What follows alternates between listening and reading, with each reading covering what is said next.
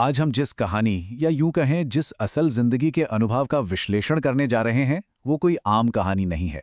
ये एक ऐसी डरावनी सच्चाई है जिससे हमारे और आपके जैसे मिडिल क्लास का हर परिवार कभी ना कभी गुजर सकता है। कल का इंतजाम आज से शुरू। ये सिर्फ कुछ शब्द नहीं है, ये एक बहुत ही गहरा और सच कहूं तो बेहद दर्दनाक फाइनेंशियल सबक है। महज 40 रुपए। जरा उस मंजर की कल्पना कीजिए। एक भीड़-भाड़ वाला सरकारी अस्पताल, चारों तरफ दवाओं की गंध और एक अजीब सी अफरा तफरी मची है। रमेश नाम का एक पिता दवा काउंटर पर खड़ा है। उसका बच्चा अंदर बुखार से तप रहा है और जब रमेश बिल चुकाने के लिए अपनी जेब में हाथ डालता है ना, तो उसके हाथ बुरी तरह कांप रहे होते हैं। जेब में सिर्फ 40 रुपए हैं। पैरों तले जमीन खिसक जाना किसे कहते हैं, ये रमेश को उस एक पल में समझ आ रहा था। अस्पताल का वो खौफनाक दिन, वो दिन जब बिना किसी फाइनेंशियल सिक्योरिटी के एक आम इंसान की पूरी दुनिया हिल जाती है। उस पल रमेश के मन में जो चल रहा था ना, वो हमारी और आपकी जिंदगी का एक बहुत कड़वा सच है। उसने सोचा, उस दिन रमेश को पहली बार समझ आया कि बचत नहीं करने की कीमत आखिर कितनी बड़ी होती है। सच है, आज अगर हमने कल का इंतजाम नहीं किया तो आने वाले कल में सिर्फ बेबसी के आंसू ही बचते हैं और कुछ नहीं। बचत का वो झूठा भ्रम, कल से शुरू करेंगे। रमेश और सुनीता भी बिल्कुल हमारी तरह ही सोचते थे। उन्हें लगता था कि कमाई तो रोज आ ही रही है ना, बचत कल से कर लेंगे, क्या जल्दी है। ये हम सबके जिंदगी का एक बहुत ही सटीक उदाहरण है।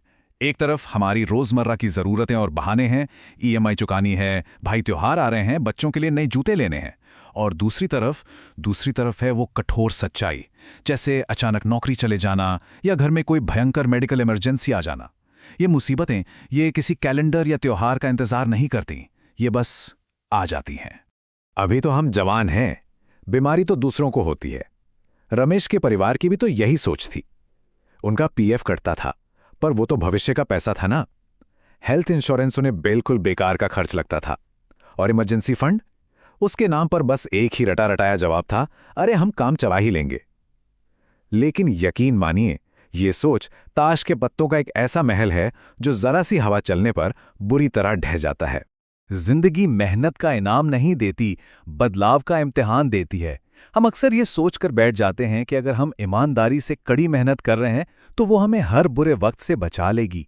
लेकिन अचानक आने वाला संकट हमारी मेहनत नहीं देखता, वो सिर्फ ये देखता है कि हम उस अचानक हुए बदलाव का सामना करने के लिए कितने तैयार हैं। जब अचानक छिन गई नौकरी, सुरक्षा का अंत, वो भयंकर बदलाव रमेश की जिंदगी में सिर्फ 3 महीने पहले ही आ गया था। और ये जो पतन होता है ना, ये बहुत तेजी से होता है। सबसे पहले फैक्ट्री अचानक बंद हो जाती है, फिर घर का राशन खत्म होने लगता है और फ्रिज खाली हो जाता है, और अंत में घर की दीवार पर किराए का नोटिस चिपक जाता है। घर में जो एक हंसी खुशी और सुरक्षा की आवाज थी, उसकी जगह अब एक बहुत ही डरावनी खामोशी ने ले ली है। पुराना अपॉइंटमेंट लेटर जो कभी एक सेटल्ड लाइफ का वादा करता था, आज एक बेहद क्रूर सच्चाई बयान कर रहा है। सच्चाई ये कि नौकरी चली जा सकती है, पर जिम्मेदारी कभी नहीं जाती।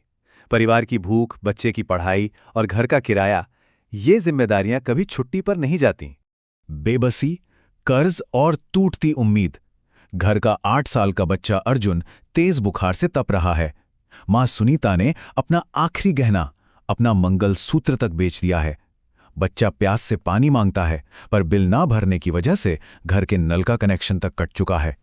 जब आपके सारे रास्ते बंद हो जाते हैं ना, तो इंसान अपना स्वाभिमान, अपनी इज्जत निगलने पर मजबूर हो जाता है। रमेश एक लोकल साहूकार के सामने जाके गिड़गिड़ाता है, भाई 10,000 दे दो, मेरे बच्चे की जान का सवाल है। जब इंसान अपने अच्छे वक्त में पैसे नहीं बचाता, तो बुरे वक्त में उसे दूसरों के सामने हाथ फैलाने ही पड़ते हैं। और पता है उस साहूकार का जवाब क्या होता है? वो मुस्कुराते हुए कहता है, 2% मासिक ब्याज लगेगा, अगले महीने नौकरी लगी तो वापस कर देना। ये शुद्ध रूप से शोषण है। जब कोई इंसान आर्थिक रूप से कमजोर होता है तो ये दुनिया उसकी लाचारी का पूरा फायदा उठाती है। और रमेश को शर्म का घूंट पीकर हाँ कहनी ही पड़ी। उसके पास कोई और चारा नहीं था। अस्पताल से दवा मिलने के बाद का वो जो दृश्य है, वो सच में रोंगटे खड़े कर देता है। बच्चा दवा निगलते हुए बहुत ही मासूमियत से पूछता है, पापा अब मैं स्कूल जाऊंगा ना, मेरी यूनिफॉर्म फट गई है, नया लाना है। उस पल रमेश की आंखों से सिर्फ आंसू नहीं गिर रहे थे, उसके अंदर का एक पिता पूरी तरह टूट रहा था। उसने अपने कांपते होठों से बस इतना कहा, हाँ बेटा, कल से। उसी रात एक अंधेरे और बिना पंखे वाले कमरे में सुनीता रमेश का हाथ थामकर एक बहुत ही कड़वा सच कहती है। वो कहती है, आज की कमाई कल की जिम्मेदारी होती है।